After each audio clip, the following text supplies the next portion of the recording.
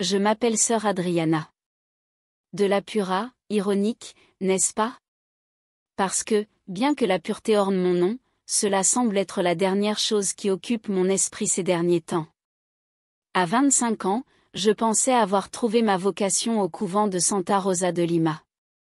J'étais déjà dans ma 3e année de noviciat, un temps où je croyais fermement que ma vie était destinée à la dévotion. C'était ce que j'avais toujours recherché, ou du moins, je le croyais, jusqu'à ce que le père Lorenzo arrive. Avant de continuer, pour en savoir plus sur les expériences quotidiennes et même les moments qui ont marqué la vie de ces dames, abonne-toi pour ne rien manquer de nos histoires et donne un like à cette vidéo pour nous soutenir. Nous t'attendons dans chaque nouvel épisode. Maintenant, continue. C'était un après-midi d'avril, pluvieux et gris, quand je l'ai vu pour la première fois. Très grand, avec des yeux bleus si profonds qu'il semblait voir l'âme, et une voix capable de faire fondre le glaçon le plus solide. Dès qu'il entra au couvent, il attira l'attention de toutes les sœurs. Mais dans mon cas, c'était différent. Ce n'était pas seulement sa présence qui m'impressionnait, c'était son regard qui m'a désarmé, un regard profond et direct qui semblait percer mes doutes, mes peurs, et mes secrets les plus enfouis. J'avais l'impression qu'il m'avait découverte, comme s'il pouvait voir quelque chose en moi que je ne comprenais même pas. Au fur et à mesure que les jours passaient, le père Lorenzo devint une présence constante. Chaque messe, chaque confession, chaque sermon était pour moi un mélange d'inspiration et de douce torture. Sa manière de parler de l'amour divin résonnait dans mon cœur, mais pas de la manière qu'elle aurait dû. Mes pensées commencèrent à dévier vers des territoires interdits, au lieu de m'imaginer accrochée au rosaire, je me surprenais à rêver de ses mains effleurant ma peau. Cela m'effrayait. J'avais honte de ces pensées, mais je ne pouvais pas empêcher qu'elles grandissent en moi. Une nuit, incapable de dormir à cause de la confusion et du poids de mes pensées, je décidai d'aller à la chapelle chercher un peu de paix. En ouvrant la porte, ma surprise fut immense de voir le père Lorenzo là, à genoux devant l'autel, complètement seul. La faible lumière des bougies baignait son visage d'une manière presque irréelle, lui donnant une aura éthérée. Sans m'en rendre compte, je laissai échapper un soupir, et il se tourna instantanément. « Sœur Adriana » dit-il d'une voix qui me faisait trembler. « Que faites-vous ici à cette heure ?» Je sentis mes joues rougir. Je n'arrivais pas à dormir, père, je suis venu chercher du réconfort.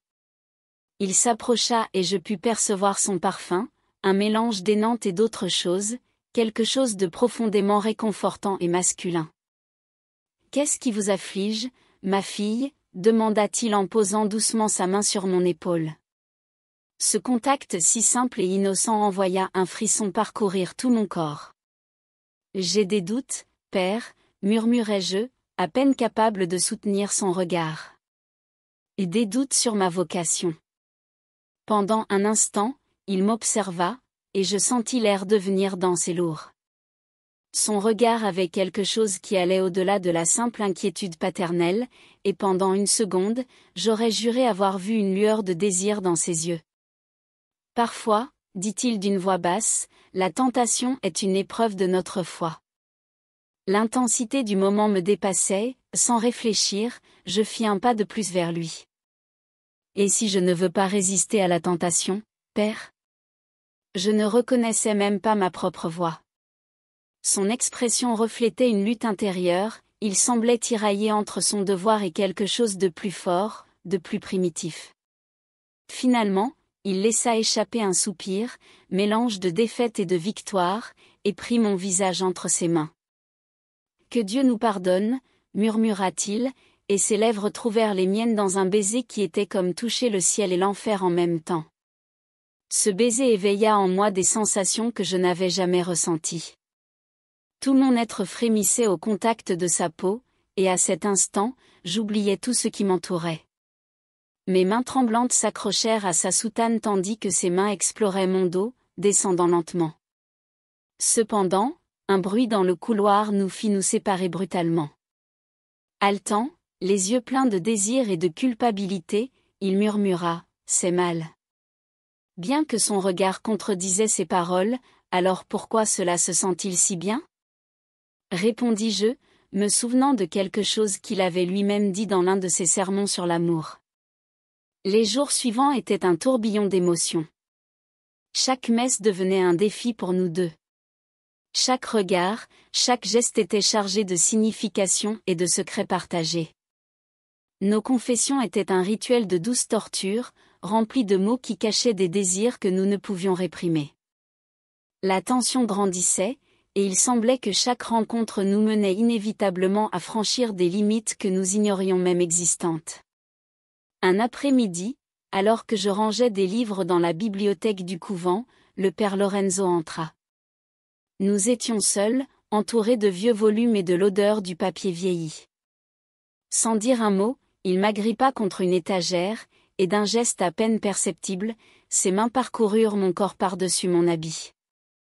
Je sentis comme si le monde s'était arrêté, et je ne pus résister. « C'est un péché, murmurai-je, bien que mon corps lui demandât le contraire. « Alors péchons ensemble, répondit-il, soulevant un désir inextinguible. Cet instant, c'est là un destin qui avait déjà commencé à s'écrire. Cette nuit-là, dans l'obscurité de la sacristie, nous franchîmes toutes les barrières. Nos corps, auparavant consacrés à la dévotion, trouvèrent l'un dans l'autre une connexion intense, interdite mais profondément humaine. Le matin suivant, cependant, la réalité frappa durement. La culpabilité et la conscience de notre foi trahie s'emparèrent de nous, transformant chaque messe et chaque confession en une épreuve de résistance. À mesure que les rencontres devenaient de plus en plus fréquentes et risquées, une adrénaline inconnue alimentait notre désir. Nous nous retrouvions dans le confessionnal, derrière l'autel, même dans sa petite cellule, toujours avec la peur d'être découverts. L'idée de tomber nous faisait sentir vivants, et bien que nous sachions que nous marchions sur un fil, chaque moment passé ensemble semblait un cadeau et en même temps une pénitence. Jusqu'à ce qu'inévitablement, nous soyons découverts. Une nuit, la mère supérieure nous surprit dans une étreinte qui n'avait rien d'innocent. Le scandale fut immédiat. Je fus confiné dans ma cellule tandis que le père Lorenzo fut transféré dans un autre couvent. Je passais des journées entières entre larmes et prières, cherchant des réponses, luttant pour comprendre si ce que je ressentais était vraiment un péché ou la manifestation la plus pure de l'amour humain. Une semaine plus tard, je reçus une note clandestine. C'était de Lorenzo. Je t'attends dehors des murs du couvent à minuit. Si tu viens, nous laisserons tout derrière nous et commencerons une nouvelle vie. Sinon, je comprendrai que tu as choisi ta vocation.